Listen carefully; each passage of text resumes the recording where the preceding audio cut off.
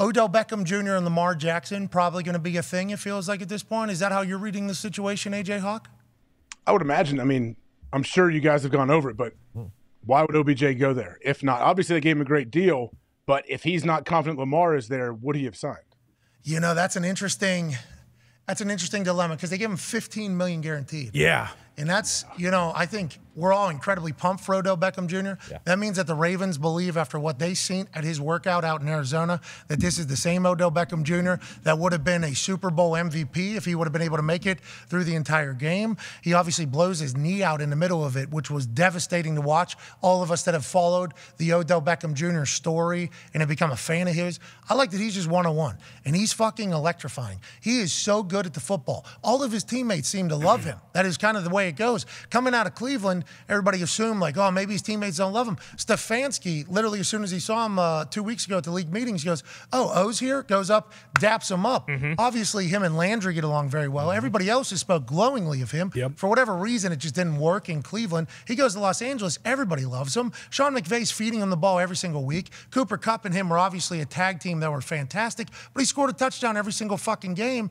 in what Stafford and McVay were able to do with him. Will they be able to do that in Baltimore? They obviously understand that he can be a weapon still. He's their number one. How do you feel about it? I think he signs knowing that Lamar's going, but also $15 million being a number one again with a chance to prove it yet again that he is still Odell Beckham Jr.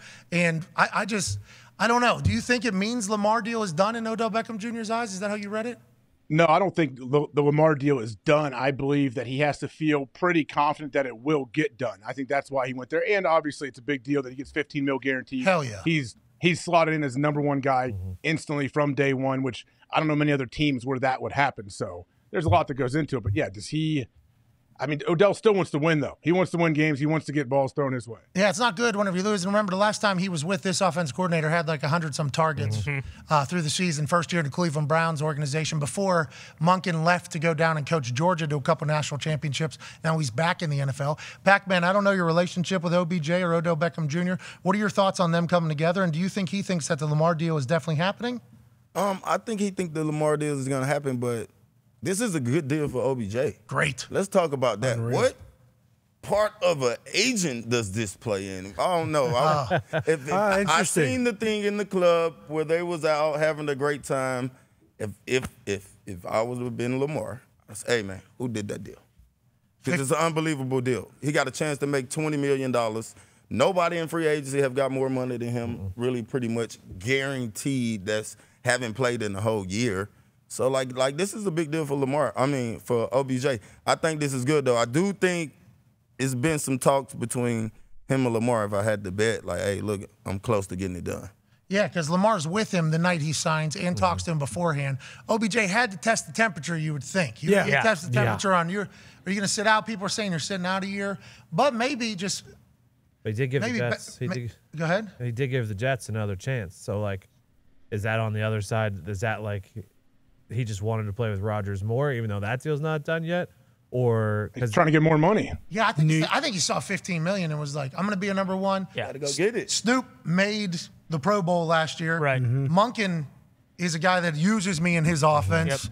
Like, I don't know if the Lamar thing is necessarily as important to it all, but they were out together. They had to have talked, and it seems like it's great news for Ravens fans that Lamar's going to be back. Well, and we mentioned it yesterday, or you mentioned it, like how this is kind of the Ravens showing him that, like, they're willing to go all in, but isn't it also possible that this is still just, like, all this really does is extend their window maybe 1 to 2. Like, it's possible Lamar still just plays on the tag and then plays on the tag in and is still out the door. Like, Odell's deal is, there's the 4 void years on it or whatever, but it's still ostensibly like a 1-year deal. So, like, it's possible that, this is kind of just like, hey, we'll just extend our window for a year or two here because we know that everything with Lamar is still kind of at the point of no return. And him reaching out to the Jets, it's like, that does make sense, but also if he could get that contract in a New York market, he probably knows, like, hey, there's even more money if I can get this same exact deal. But Lamar's got to be pumped because would this kind of maybe lean him to come off whatever his number is just because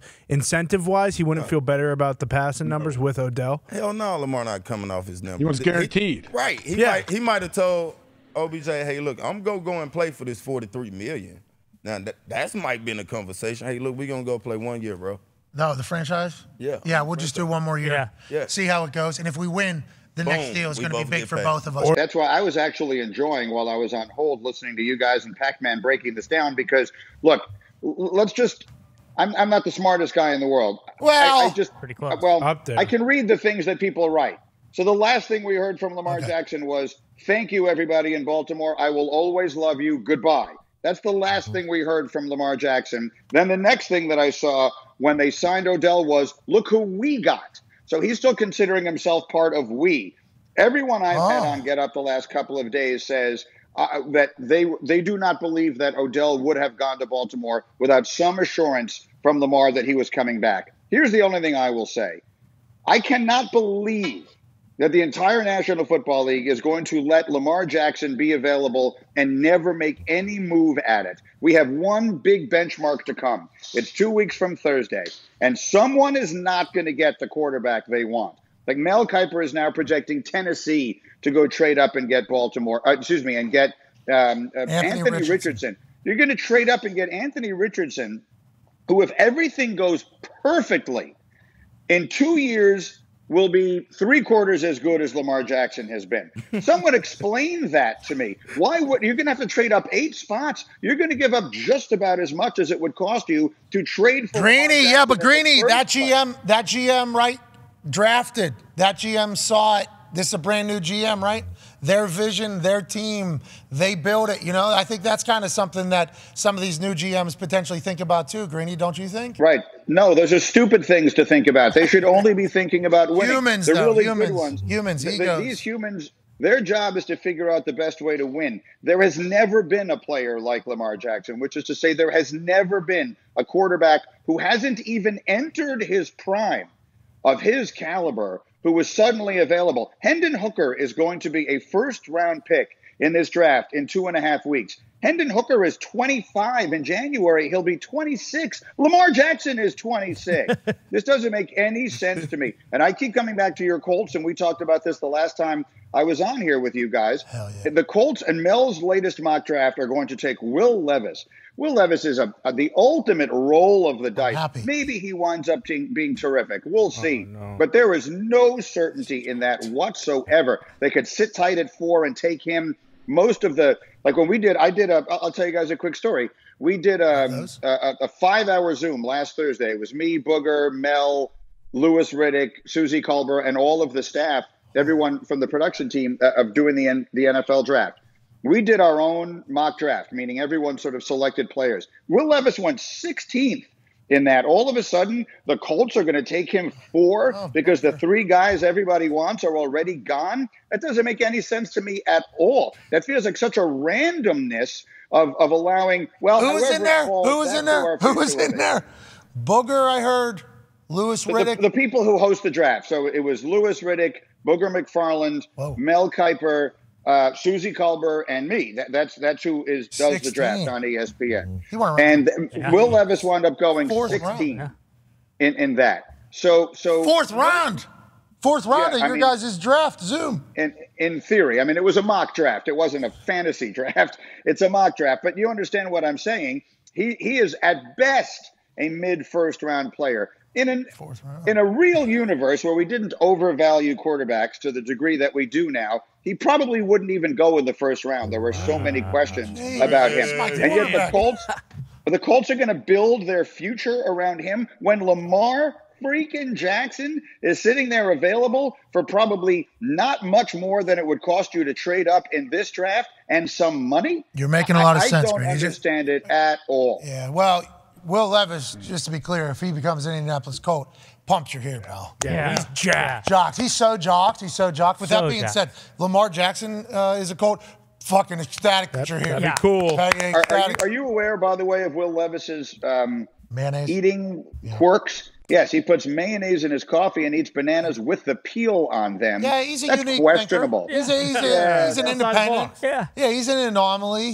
He doesn't let people tell him what to do. Nope. It might taste like shit, sure, but he's not letting somebody else tell him how to eat his banana. Exactly. He's not letting Isn't decision making one of the most important characteristics in a successful quarterback? Are we happy with the decisions he's making when it comes there? All right, let's get back to the business of this. I don't understand Pac-Man. I was enjoying listening to your analysis of this as I was waiting to come on.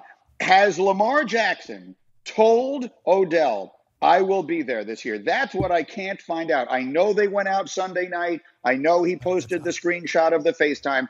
Has he told Odell, I will be there with you this year? Why don't you ask him, Greeny? I'm a betting man. He told Odell that he's going to be there. 1 year, though. Yeah. Then how does that work? He's going to play on the franchise tag? 1 year. Guys, come on. You guys all played in the NFL. Lamar Jackson cannot play on the franchise tag. Greeny, he cannot sit out a whole year, Greeny. Yeah.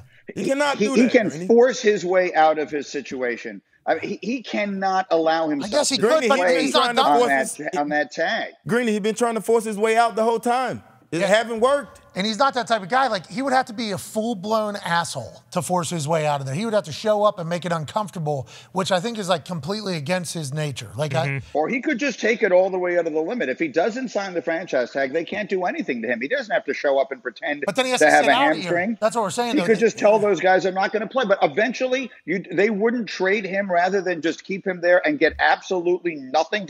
The Ravens would rather have him sit out the season than trade him for multiple players or draft picks or anything they could get for him. Le'Veon Bell tried it. It did not work. But Le'Veon Bell, different position. But, like, my thought is, though, he sits out. They can franchise tag him one more time, right? Exactly.